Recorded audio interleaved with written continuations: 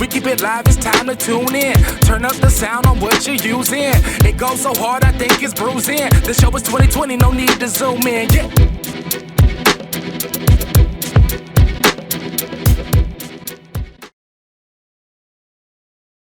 Hey, what's up? It's your boy, Sirr, of the 2020 Podcast, LLC.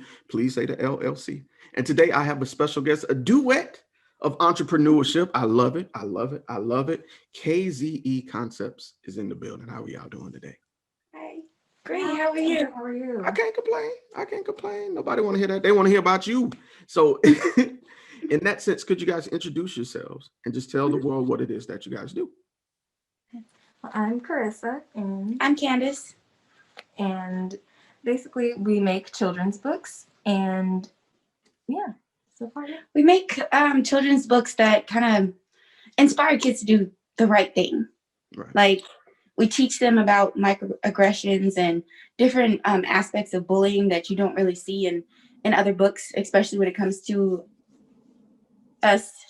So we try, and that's the goal in this book, is to basically teach kids at a younger age how to treat people right, so that we won't have a repeat of privileged individuals acting how they want to act towards us or in general. Like, you know, we all saw what happened on the 6th.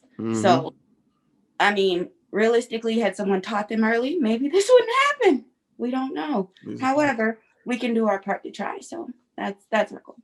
I appreciate that. I like that mission, making a difference. So my next question kind of goes into you guys' relationship. How long have you guys been actively in business together? Actively in business together, we would probably say about 6 months. Yeah, about 6. All right. One thing I did notice, and maybe this coincided with you guys going into business with each other, is that this pandemic put people in a position where you had to kind of internalize and reassess everything.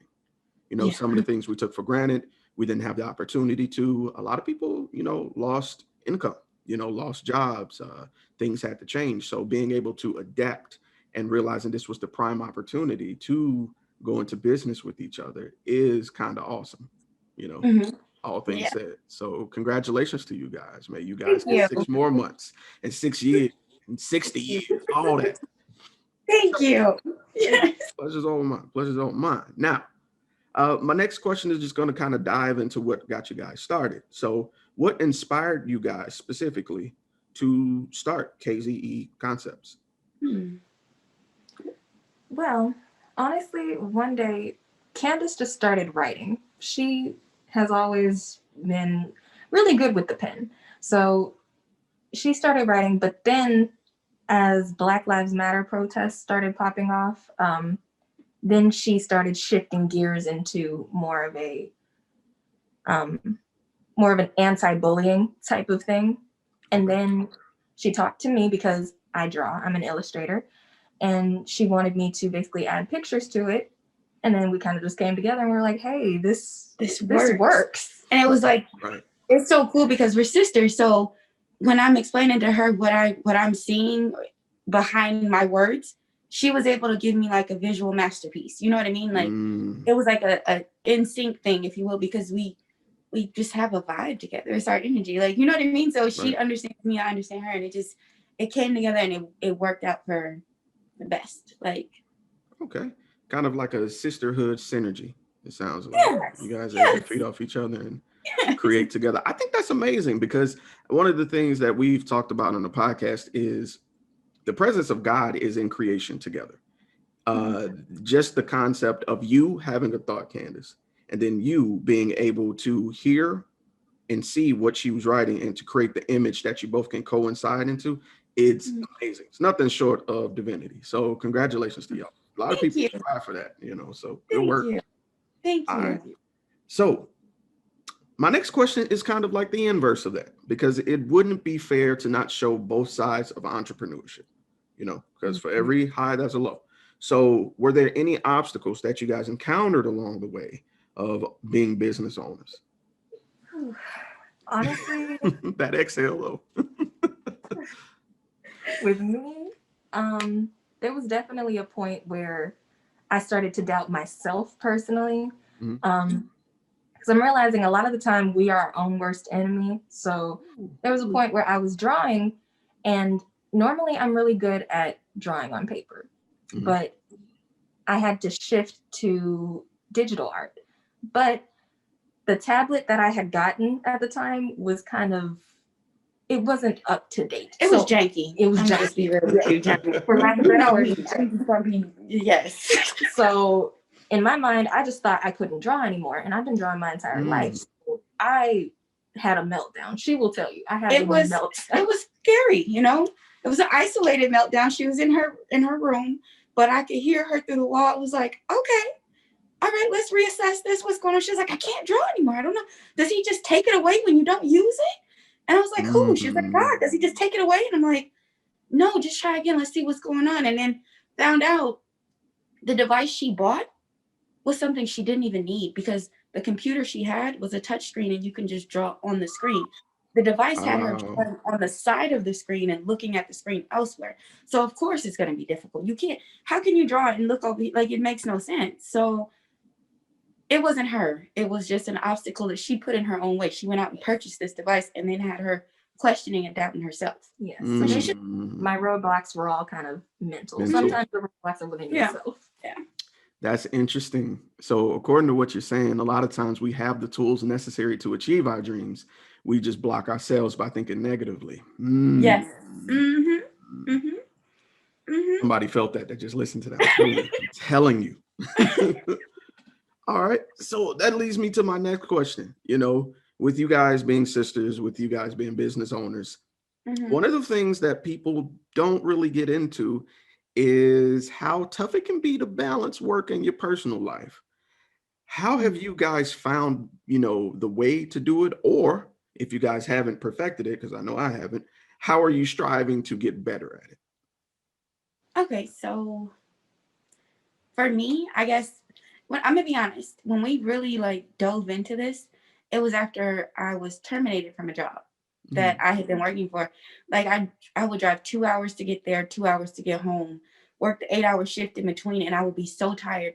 And I didn't have enough time to really like honestly balance it. I'm not gonna lie to you. Like I would be like, you know, I'm too tired. I can't write tonight. I can't do this. I can't do that. And that was prior to. So it took me maybe a couple weeks before I actually was like, let me set some time aside. I have to put some time aside for myself, right? And I did that. And then shortly after that, ended up getting fired. And it gave me, first I was depressed, not gonna lie. I was like, dang, like I gave them everything, like my everything and all my time and stuff. And time is something you can't get back. So it makes you really sit there. And it's like, okay, I give you my time and all you can do is just terminate me. And it's like, okay, wow, had I invested all that time that I was using for them into us, we wouldn't be here. Like, you know what I mean? Like it wouldn't have been a struggle in that moment. Like, but instead, I guess you could say once I realigned myself and I was like, all right, you know what? That's fine. It gives me more time to focus on what we got going on. Instantly, things just started coming together. And it was just like, oh, you needed that push. Because me, I'm one of those people, I will work a job till I can't work it anymore. I've always been that person. So she ended up telling me that, like, hey, you know, I knew it was going to happen at some point that we're going to have to fire you because you would have stayed on.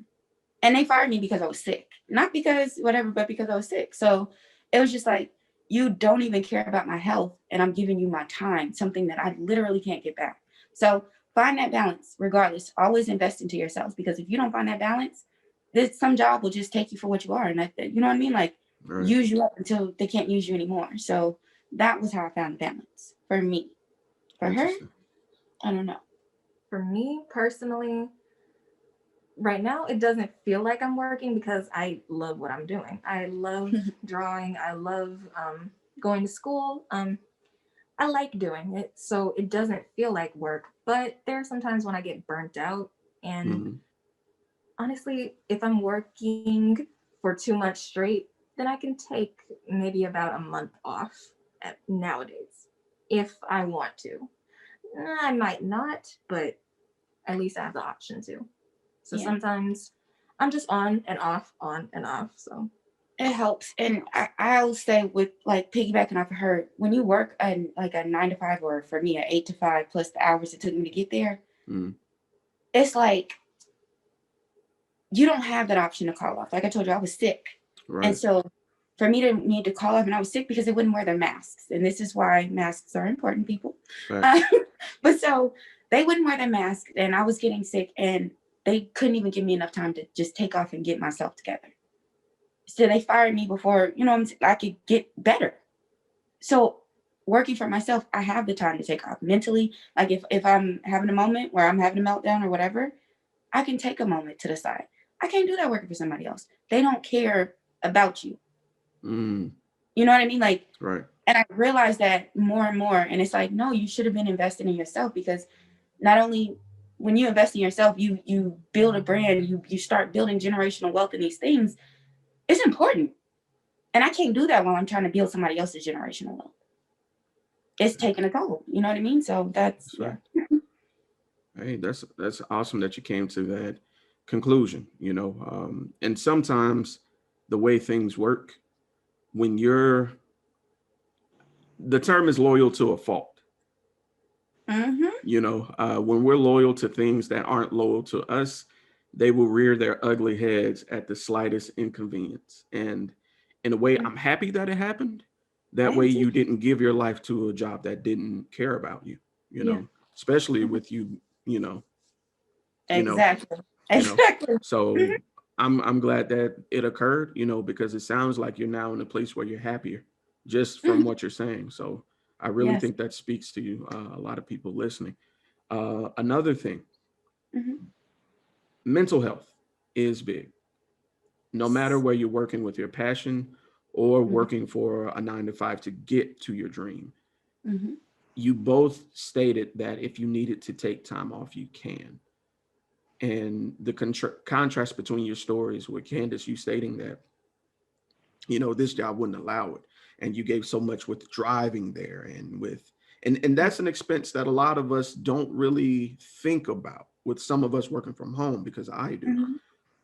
Gas. And it's not cheap, California especially. I've seen the billboards. But it just puts things in perspective that, at the end of the day, the constant is you. So put yourself first. So I'm glad you got that life lesson, and look at you now. That's all I can say. Look at you now. Thank you. All right. So my next question is kind of like an overall question. Okay. It's kind of highlighting those moments that you sit back and you're like, yeah, this is why I do it. So over these last 6 months, has there been one experience that's been like, you know what? This is that moment. This is why I'm glad I'm an entrepreneur. You want to talk about it?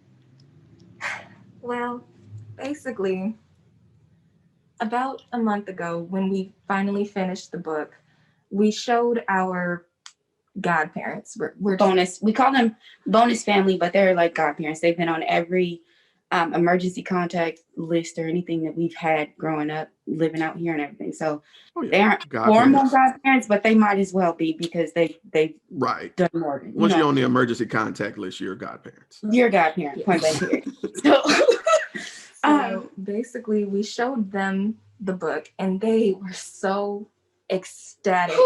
But we're so glad we showed them in time, because our godfather had passed recently due to COVID.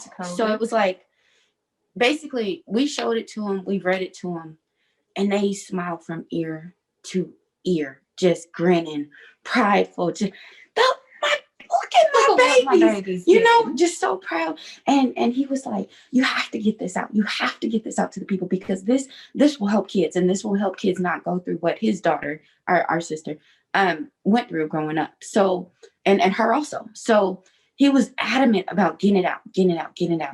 And I was just so happy that we got the chance to actually let him read it, because they were the first people that got to read the completed book. Like, we had people along the way that peeked in to see how it was going, but actually showing someone our completed book, it was them.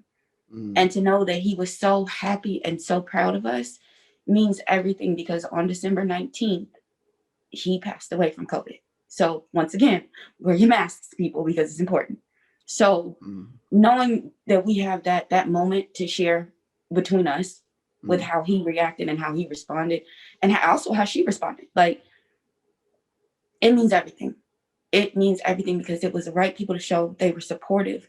They were loving, just meant the world. Means the world still, because like there's we don't no get to words see to him describe again. it. Yeah. So definitely the most memorable part. Ooh. Yeah. Yeah. Well, I do apologize for your loss, and I'm glad that you are speaking, your truth and telling, the reality of the situation we're in, because a lot of people are in denial just because they don't feel sick. They feel like it's not real, but it's definitely irresponsible to not think of your fellow man enough to, do your part. So thank you for highlighting that. Yeah, definitely. Definitely. Thank you. Thank you. No problem. Now, my next question. Of course, as you could tell from previous question, I like to do the high and low method, to show both sides of the coin. So at any point did you guys feel like you wouldn't be successful? And if so, who or what changed your mind? To be honest, we didn't feel like we wouldn't be unsuccessful because we showed the right people first. Exactly. I feel showed certain people before we showed them, it would have put a halt on everything. But because we had that foundation and that support, like real support, it made a difference because it made us know, hey, we got something here. It literally lit a fire, if you will. So right. For us, that was a determining factor. We felt like, it's important to have a good network of people around you. Facts. It's your circle is important. I'm with that. It's also key with the type of people that you have in your circle as well. You want to have people that are striving for success as well, but you also want someone that can be like an anchor, kind of like a mentor to you. I just got through speaking about having someone who's further along the path than you. That way, when you're going through the motions and going through the, I'm not sure moments, you have someone that's like, yo, I've been there. You're good. Keep going. Someone just to give you those words that you need. So kudos to y'all, having the wherewithal to show that, hey, everybody don't need to know, So that part. Moving silence. Yep. That's definitely. We learned that. So. All right. So my next question is my infamous question, because it's the long-term question. So if you need a moment to get it, going, I get it. I will edit it out. So okay. Thank you. Where would you guys like to see yourselves as a writer, as an illustrator, as KayZE Konceptz in 1 year, in 3 years, then in 10 years? Okay. So as an author and part of KayZE Konceptz, my goal is to have at least 2 more books out this year. We want to have a book, so if not 3. Okay, that's the goal for the year. And that way we can start to build. Candace, could I get you to say it like again? That's our goal. We want to make changes. It fluctuated. You had frozen for about 10 seconds. So I know you was talking. I'm just gonna have you start over again. I'm so sorry. Okay, cool. No problem. All right. So in a year, as an author and as a part of KayZE Konceptz, my goal is to have at least 2 more books out this year, if not 3. We want to have a full-on book series at some point, but at least for now, 2 more books, if not 3, for the next year. That way we can start to create generational wealth. And then from there, 3 years from there, want to have maybe like even a cartoon series out. You know what I mean? Because this is something that can teach kids in actual time versus them having to go purchase a book, read through it or whatever. You know what I mean? Books are awesome. But a lot of kids like cartoons. So why not throw a series out there that shows kids how to actually treat us, like how your movements affect one another? Because obviously people don't understand that and they don't believe that. So to have a cartoon series out and to actually have the company up and running smoothly where we can now give people jobs and we can help others. Like the goal overall is to help others. So if we can have a company that actually treats people right, you don't feel well, okay, I understand it. Take some time, get yourself together. Like I want to be that type of employer versus what I've dealt with all these years. So that's important to me. And then in 10 years, like I said, overall goal is to help. I want our business to be fully established. And of course, we'll have other things that we do in the process because I know she wants to do other things with life as well. But as a starting point for this company in the next 10 years, want it to be fully established. Okay. I want to have generated enough income to where now I can give back to the community. And what's something that's important to me is I have allergies. I have a lot of allergies. I have severe anaphylactic shock reactions to peanuts, tree nuts, seafood, and shellfish. I can't have any of that. Yeah, you're in Mobile. You already understand. Right. So you got all seafood everywhere. So I can't have any of that. Growing up, I didn't have an EpiPen. EpiPens cost $660. Right. My family couldn't afford that. So my goal 10 years down the line will to be established enough to be able to give back at least $1 million a year towards children that don't have access to EpiPens, because it sucks to not be able to afford to save your own life. Right. So that's something that I want to do. I'm going to have a charity that is able to give literally $1 million worth of EpiPens out. And of course, you'll have to go through the paperwork, so I know that you legit need this EpiPen, but that is the goal. Like, help someone else save their life. Like, your life is not too expensive. Mm-hmm. And so that's something that's important to me. And then for her, I mean. Oh, for me, well, for me, my 1-year plan would be to actually have my graphic design business started up. Okay. Honestly, a lot of my plans did kind of fall through due to COVID because we kind of all had to we all kind of had to course correct. Right. So, like, for example, I thought 5 years from now, I was going to be living on my own with my own car, doing this, doing that. And then I guess when you make too many plans, God kind of like laughs at you a little bit, not gonna lie. Yes. So right now, that's what I'm doing. And then 3 years from now, I'm hoping to, yes, still have the cartoon up and running because I've always wanted to create a cartoon. I always wanted to star in a cartoon. That was the main way that I learned a lot growing up because it was like a visual representation of life in general. Right. And then 10 years, I also want to do a charity, but I want to have a women's shelter for women and their children to go and stay as long as they want to, because I know that a lot of women are put in abusive situations. A lot of them just do not know how to get out. They don't have a way, and they're worried about money. They're worried about where their kids are going to stay. And I want a safe space where they don't have to worry about someone beating them, somebody attacking them at night. Mm-hmm. She wants to create a safe place within that space for them. So kind of goes hand in hand with our book. It's called A Safe Place. Like, we want to make the world a safe place. So what better to do than start with women who give life, you know what I mean? Like, literally, you birth out a child and you're worried about a kid. Where's my child gonna lay their head?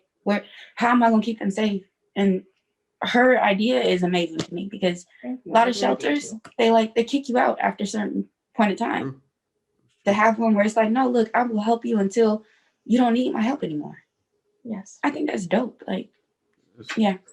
Very humanitarian. I would love to see that come to fruition. And when it does, because I'm going to speak it into existence with you, I would love to do another interview with you guys. Yeah, of course. So, of course. Thank you.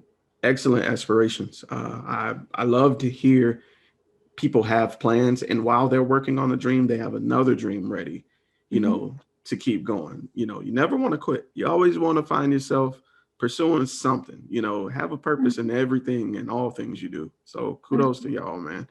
All right. So my next question is my wrap-up question, and this has been a spectacular interview. So the hardest thing in the world to do is pursue a dream and share that dream with the world. What words of encouragement would you have for someone who have an idea, but they're afraid to act on it? Honestly, the best thing to do is to just start. Even if it's not anything extravagant, like me, for example, when I started drawing again, just like a 5-minute quick little sketch one day and then just leave it aside. And then the next day, maybe 10 minutes a day, if you want to. But the hardest part about starting is starting. Yeah, It's true. So yeah, just get up, actually and start do it.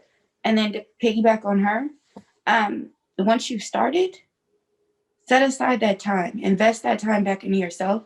Because if you don't invest that time into yourself, who will? All you're doing is giving your time to other people.